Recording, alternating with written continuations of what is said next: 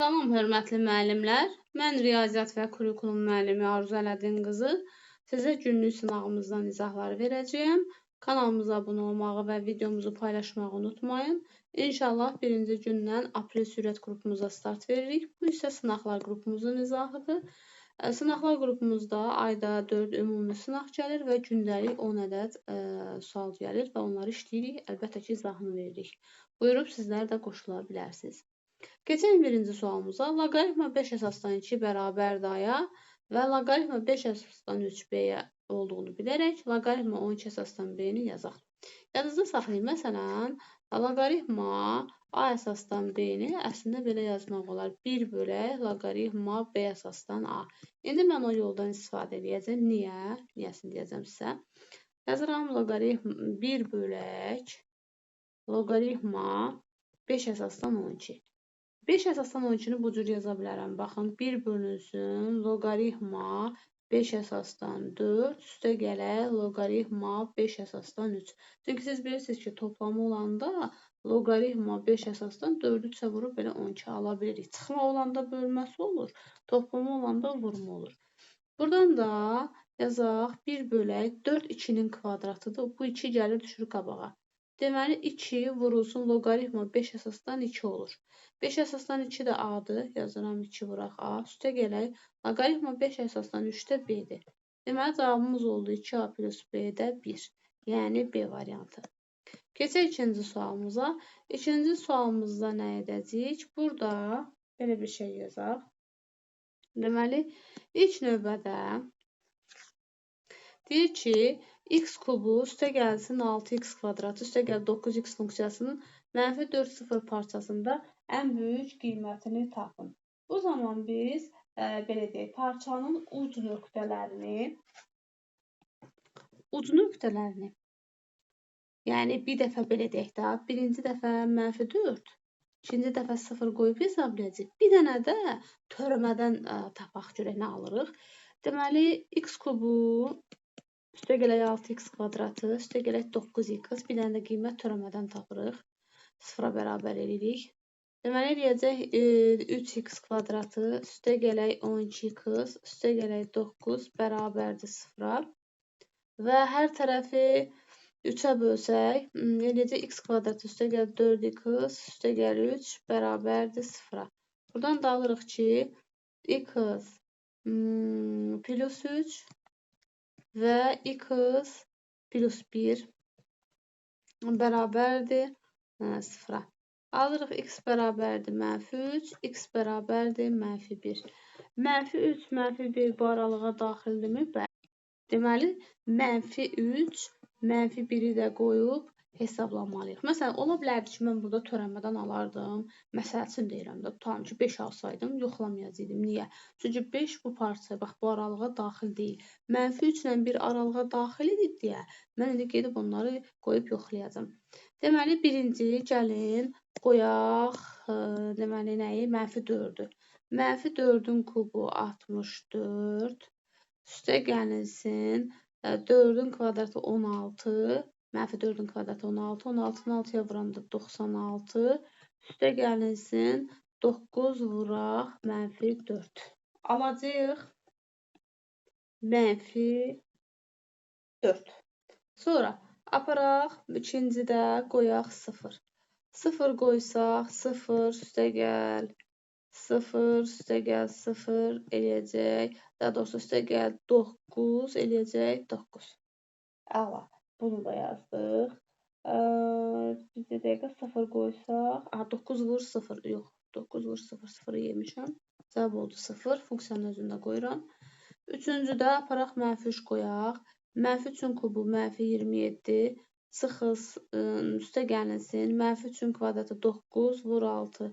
54. Çıxılsın 27. Buradan da alırıq nə? 0.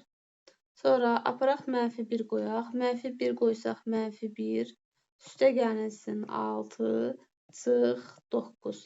Burada da alırıq nə qədər? Mənfi 4.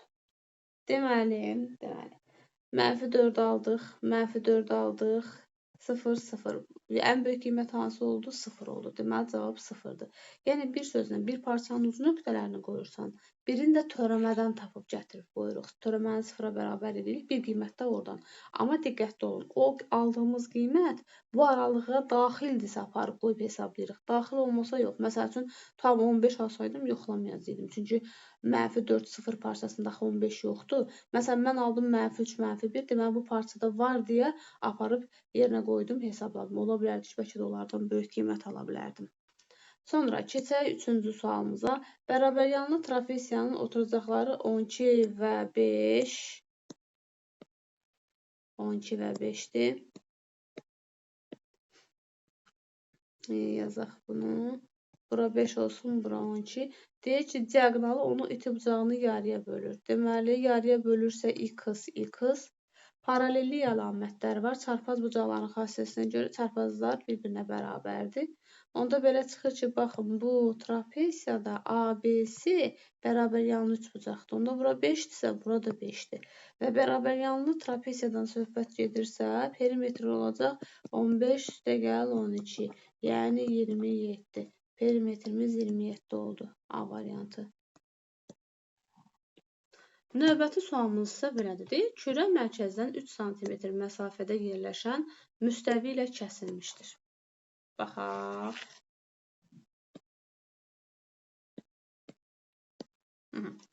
Kürəni çəkirəm, denəm.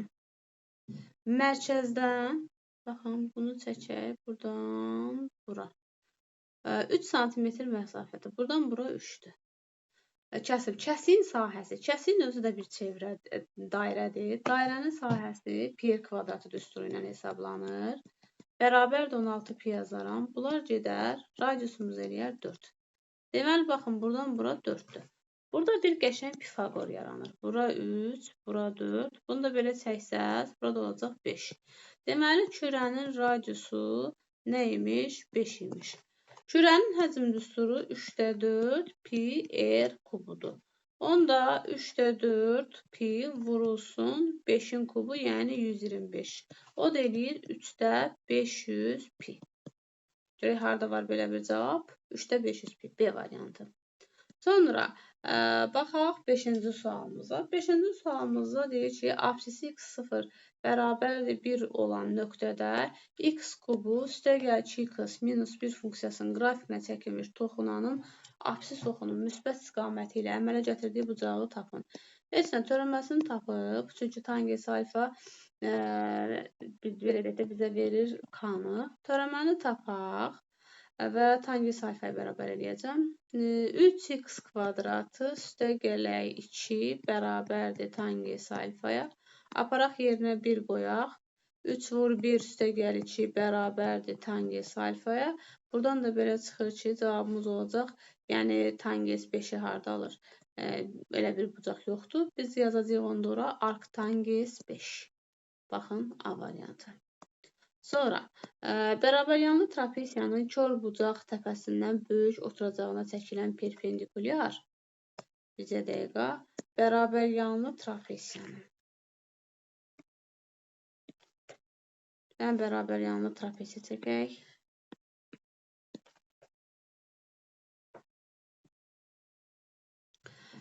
Kör bucaq təpəsindən böyük oturacağa çəkilən perpendikulyar onu böyüyü 11 olan iki parçaya ayırır. Böyüyü 11 olan iki parçaya ayırırsa, gəlin buradan da bir dənə hündürlük çəkək. Bərabər yanında belə bir şey eləmək olar. Bura x yazaq. Burada x yazaq. Bura yazaq 11 minus x. Niyə? Çünki bizə deyir böyüyü 11 olan. Yəni buradan bura qədər 11 idi. Onda burada x yazıram. Bu trapesiyanın deyir orta xəttini tap. Trapesiyanın orta xəttini tapanda nə edirlər? Toplayıb, deməli, yarı böləcəyik. Toplayıb yarı böləcəyik. Amma burada yazaq 11 minus x. Çünki, baxın, bunlar bir-birinə bərabər olmalıdır. Qoyun, səhvimi düzəldim. Hamısını toplasaq 22 minus 2x. Bu x-ları da toplasam üstə gəlir 2x böl 2. Deməli, bizim orta xəttimiz olacaq 22 böl 2, 11.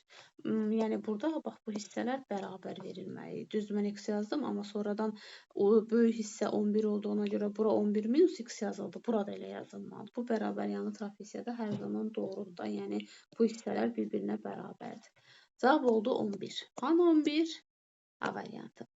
Sonra keçəyin, deməli, 7-ci suala. Deyir ki, malın qiyməti əvvəlcə 20%, sonra qalan malın qiymətini 50% azaltdılar. Malın əvvəlki qiyməti neçə faiz dəyişdi? Bu tipləri xəyali ədədlərlə işləyin. Tutalım, malın qiyməti 100 manat idi. 20% azaldırsansa, olur 80 manat.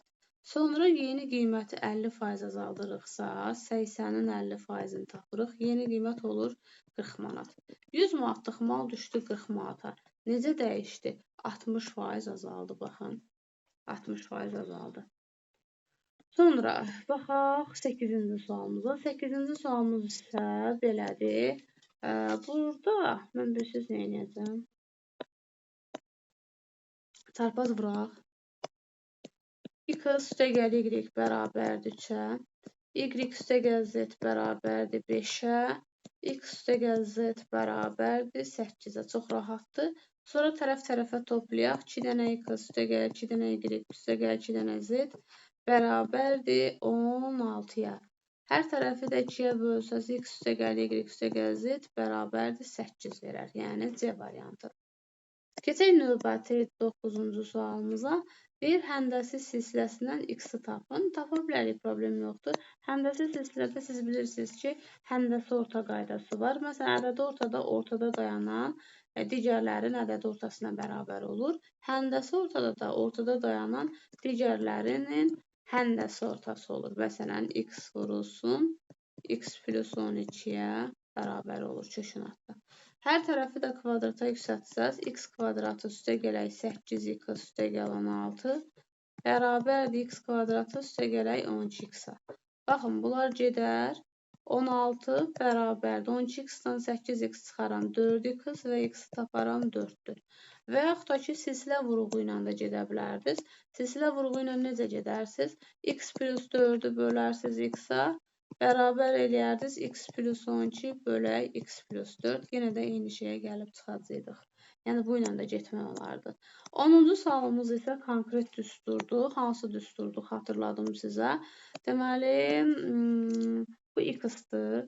X-da 1 üstə gəlinsin.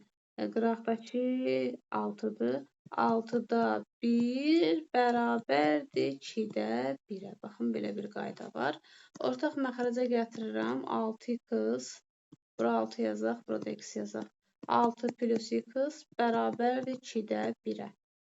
Buradan da, istəsəz, bu ilə bunu burada üzrlü sayın videosunundur. Deməli, qayda belə idi. X-da 1 üstə gəlsin, 6-da 1, baxın bura, bərabərdir 2-də 1-ə. Ortaq məxrəcə gətirdik. 6x, 6 plus x bərabərdir 2-də 1-ə. Buradan da bunları x-lar aparsaq, olacaq 6 üstə gəl x bərabərdir 3x-a.